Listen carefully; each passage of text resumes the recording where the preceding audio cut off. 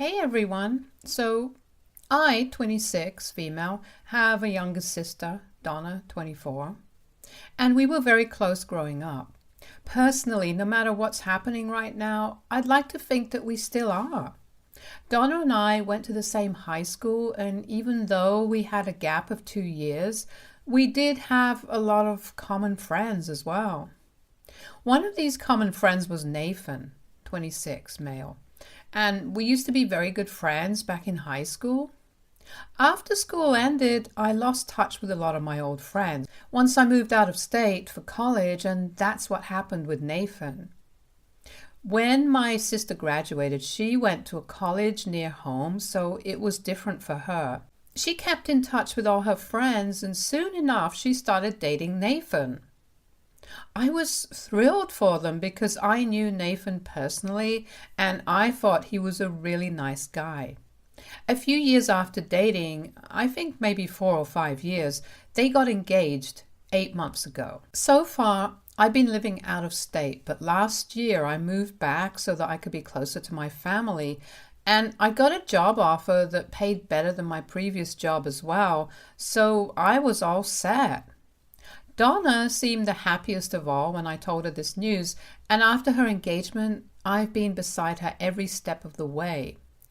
I'm her maid of honor, and I'm the one who's been helping her out with the wedding preparations as well. As a result, I've been spending more time at her place as the wedding date draws closer. So I've been seeing a lot of Nathan as well. He's not very involved or even interested in the wedding planning, and his only concern is that it should all be within their budget, which it is. So he has nothing to add. But despite that, he would make it a point to come and sit beside me every time I went over to their house. I don't know if Donna ever picked up on that, and even if she did, she didn't let it show. I always found it a little strange that he'd choose to come sit beside me when his future wife was on the other side. But then this was so petty and insignificant that I didn't think much of it. Even a few days back, Donna left the room to get something and Nathan happened to be sitting beside me. I joked that we could switch places now and he could sit beside Donna if he wanted to, but he literally just said, "No thanks," and then continued to scroll on his phone. I dismissed it as an attempt at a joke and didn't think much of it, even though I should have. I really didn't know back then if it was worth bringing up with Donna so close to their wedding, so I just didn't. And then last night, with exactly 1 week to go for their wedding, I received a text from Nathan where he confessed to me that he'd been in love with me in high school, but thought that he'd moved on when I went away. However, me being back now and spending so much time at their house made him realize that he never truly moved on at all, and all those feelings that he'd pushed down so many years ago were coming back up to the surface once more. Then it got worse as he told me that he believed the only reason he even dated Donna was because he thought she was similar to me and he felt like he was dating the Walmart version of me, which was just such an incredibly insulting thing to say about anyone at all, let alone my sister, who he's supposed to be getting married to in just a week, by the way. When I read that text from him, I knew that this was a drunk text. Not just because of all the spelling errors, but also because Donna had already invited me to spend the night at her house since both of them were partying with their respective bridesmaids and groomsmen. So I knew he was out getting drunk. I'd had to miss Donna's party since I had to wake up very early for work today, and to be honest, I'm not much of a drinker and try to avoid it as much as I can. I knew that everyone would be drinking at the party and I didn't want to feel out of place, so I just skipped it, and Donna didn't make much of a fuss about it either. Now I'm wishing that I had attended that damn party, and then maybe this wouldn't have happened. I forwarded that text to Donna immediately because I wanted her to know what her future husband thought of her. That text really left a bad taste in my mouth, and I felt so sick after reading it that I literally had to go take a shower so that I could finally fall asleep. After a lot of tossing and turning and trying to erase that confession from my memory, I finally fell asleep at 3 in the morning and was woken up at 5 with a call from Donna. She'd called me twice already before I finally answered the call, and man, I barely even said a word when she started yelling at me about being a homewrecker who tried to steal her man from her on purpose. She said that she finally knew why I'd come back and was visiting her so often. It wasn't to help her with the wedding, but was actually to sabotage it. She told me that she never wanted to see me again and even threatened to call the cops if I dared to show up near her house or her ever again. I'd just woken up when she'd called me and was still too drowsy to even make sense of anything, so I just let her scream at me and then disconnected the call after she was done yelling at me. By the time she ended the call, I was totally and fully awake and was just beginning to comprehend what had happened. I couldn't and still don't understand why exactly she'd been yelling at me for telling her that her fiancé was sending me drunk, confessing of love a week before their wedding. As far as I'm concerned, I think I did her a favor by letting her know what kind of man she decided to get married to. Nathan is the one who proposed to her despite still being in love with me. Nathan is the one who called her a Walmart version of me. Nathan is the one who sent me a drunk text in the middle of the night and told me that he loved me a week before the wedding. Nathan is the one screwing up their relationship, and somehow I'm the one she's blaming?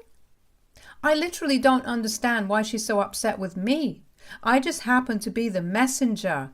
I've never ever flirted with Nathan, not back in school and definitely not in recent times after I moved back home. I didn't even know he had feelings for me, and I'm sure nobody else did either.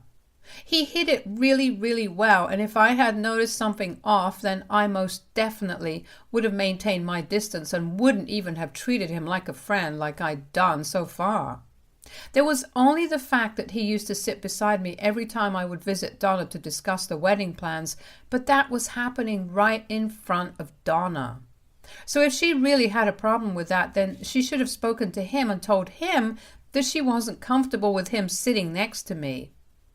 I didn't bring it up because I didn't think it was that big a deal. It was a little weird, sure, but there was no need to make a hue and cry about it. In hindsight, I maybe should have told Donna that I thought what he was doing was weird, but honestly, that's just no reason to get so upset with me and call me a homewrecker.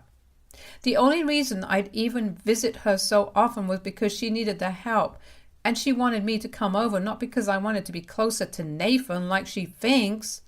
I'm just really disheartened that Donna's being so awful to me just because Nathan did something stupid. He's the one she should be mad at, but as far as I know, she hasn't done anything, or I would have heard from my parents. I've been trying to get in touch with her since the morning, but she's unresponsive and is ignoring all my texts as well. I just don't know what to think, and the fact that I'm running on 2 hours of sleep is absolutely not helping either. I can't even discuss this with my friends because this is just too personal and I don't want to betray my sister. And so this is my last resort to get some useful advice or insight. So AITA for warning my sister that her fiancé sent me a drunk text confessing his love for me just a week before they're supposed to get married? Update 1. It's almost midnight right now and there's still no word from Donna or even Nathan. I haven't heard back from my parents either, but I'm not too worried about them. I called them just an hour ago and I'm guessing that they're already fallen asleep, so maybe they'll call back tomorrow. As for Donna, I've left her several more texts and even called her a couple more times, but she's been ignoring me the entire day. I've even tried calling a few of her friends, but even they aren't responding to me. I think she must have told them what had happened, and for whatever reason they also think that this is my fault. I just don't get it. But thanks to you guys, I know now that I'm not the one at fault here. Thank you for all your kind words and advice. It means a lot to me that you guys took out time to reassure me, and looking back, it kind of feels silly that I was even worried about being in the wrong here in the first place. If anything, it may be even more certain that Nathan is the one to blame here. I guess it must have slipped my mind because I'm running on 2 hours of sleep, but Nathan did mention in his text that he'd started falling for me again when I came back, and I moved back home a whole year ago. In fact, a little over a year to be precise, because it's been 13 months since I moved back, but it's only been 8 months since Nathan proposed to Donna. During those 5 months before he proposed, Nathan, Donna, and I met plenty of times, so if what he said is actually true, then he shouldn't have proposed to Donna at all in the first place. If he already knew that those feelings he had for me back when we were friends were all coming back, then he should have come clean to my sister right then instead of making matters worse for everyone involved and getting engaged. I'm not implying that if he had broken up with Donna, I might have dated him. That never would have happened anyway, because Nathan might be a good guy, but he's just not my type. So I would never have dated him anyway. But if he'd broken up with Donna back then instead of proposing to her like a fool, then at least the three of us wouldn't be in such a horrible situation right now. In fact, a lot of you guys even asked me why he'd get engaged to my sister if he was still in love with me, and honestly, my guess is as good as yours. I think he probably believed that getting engaged and being committed would make it easier for him to forget about me. I'm not sure, but that's the only explanation that makes sense. I can't think of any other reasonable excuse for him to do something as dumb as this. He's the one who's responsible for this entire mess in the first place. I know most people believe that Donna is equally bad for blaming me, but honestly, I know her, and I know that she isn't a bad person. Whatever she said was probably just a knee-jerk reaction to the realization that her relationship was built on lies.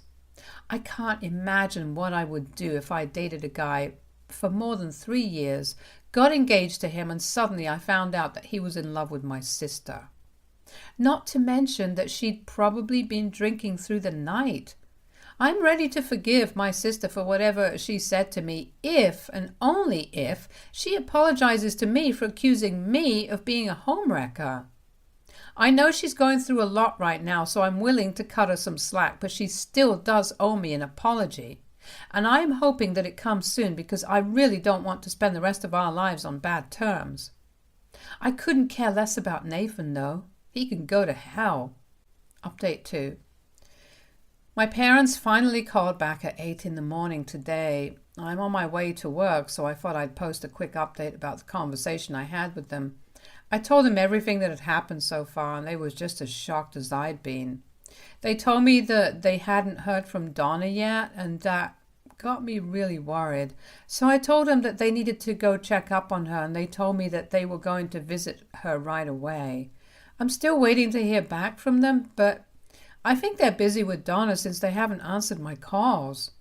I'm really worried for her, and I hope she's all right. My parents did text me once they reached, though, to tell me that Nathan's car was missing, so they think that he hasn't come back home after that night.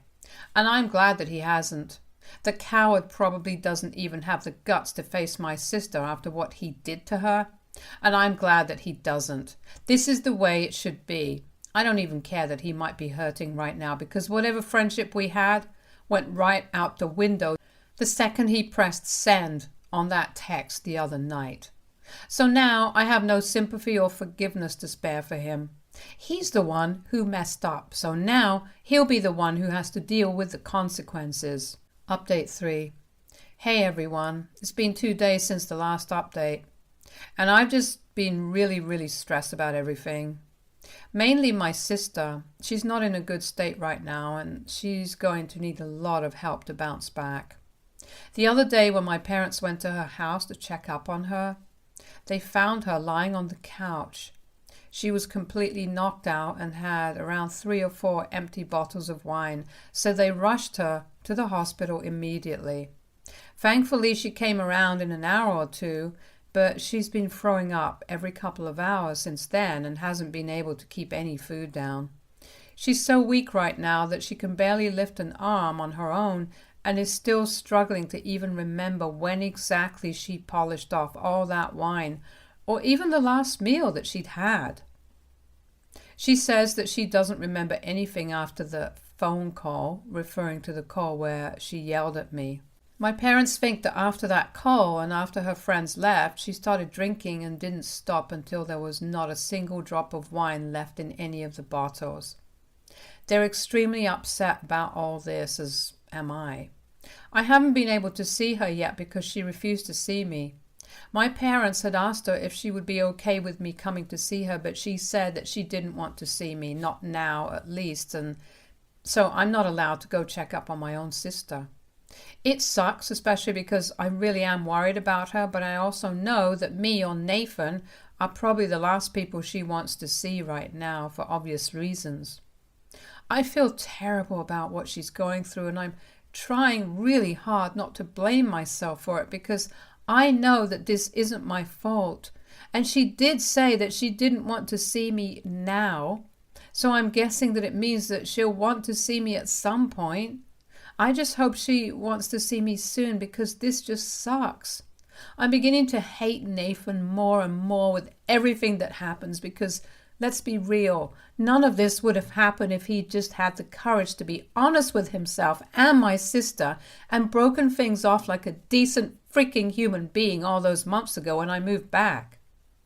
I don't know where he is or what he's up to, but I sure as hell will make him pay. I can't visit my sister, but I can visit him. I think he's hiding out at his mother's house right now, since he hasn't come back home after he confessed to me, so I might go talk to him today. Update 4. I just came back from Nathan's mother's place, and it turns out I was right. He had been hiding out there. Also, guys, please relax. When I said I was going to make him pay, I meant it in the literal sense of the word, like he'd have to cover the entire cost of the wedding because obviously it wasn't happening anymore. So now, whatever expenses had to be cleared would come out of his pocket. That's the least he could do after all that he's done. His mother wasn't even willing to open the door to let me in, but I told her that I absolutely needed to speak to Nathan. And after a while, he came to the door himself, looking very embarrassed. I was as blunt as possible and told him all the trouble that he'd caused, that my sister was now struggling with alcohol poisoning, and I wasn't even allowed to see her because he messed up. I told him that I was holding him responsible for this whole mess and said that he needed to cover the entire cost of the wedding. He looked ready to fight about it, but thankfully didn't. I don't think I would take that kindly. And while he didn't argue with me, he did try to apologize to me, which just made me snap because it wasn't the apology I'd expected or even wanted. He said that he didn't intend to ruin whatever we had. Not what he and my sister had, but what we had. And that he regretted the fact that he ever sent that text because that ruined our friendship. I was so confused because this was an apology that he owed to my sister and not me. Even now, after knowing how much heartache he'd caused my sister, he was apologizing to me and feeling sorry that we weren't going to be friends anymore. That's what he was sorry about, not the fact that he'd broken my sister's heart and ruined his own relationship of over 3 years. That really was the limit for me, and even though I tried really hard to keep my temper under control, I just couldn't anymore. He was a horrible human being who just couldn't think of anyone apart from himself, and I honestly think Donna dodged a bullet. I told him exactly what I thought of him and made sure to mention that even if he and I were the last people on this planet, I still wouldn't even look at him, let alone date him. Not because his face is ugly, but because his soul is even uglier than his face.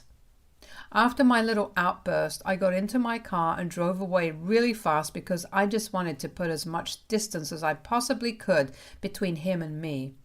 I might have gone a little overboard and hurt his feelings with what I said, but I don't regret what I did to him, just like he doesn't regret what he did to my sister. I'm still seething about his apology. What the heck did he even expect me to say? He probably thought that by apologizing to me, he'd somehow stand a chance to get with me. As if I'd ever do that to Donna. And even if Donna would be okay with us, I just can't even think about dating someone as awful and self-involved as this guy. Update 5. Hi everyone. So it's finally been a week since this entire fiasco even started, and today my sister agreed to see me. Funnily enough, today was the day she was supposed to get married. Of course, she had to put up a post to announce that the wedding was off a few days back, and my parents had to call all their relatives to inform them. It was sad, but it had to be done. At least none of our money is being wasted thanks to Nathan. He blocked me everywhere. Ha ha. As if I'm going to be hurt or even care about that. Good for him. At least now he knows that I don't want him and never will, no matter what he does. Coming to Donna, we finally met today and she seemed like she was in better shape. She still has a very sad and sickly look about her right now, but I'm sure that'll go away with time as she recovers, not just physically but also heals emotionally. It was awkward at first, but as soon as I hugged her, she broke down and started sobbing. She cried so hard that by the time we separated, the sleeve of my shirt was actually damp with tears, so I knew just how bad she was hurting.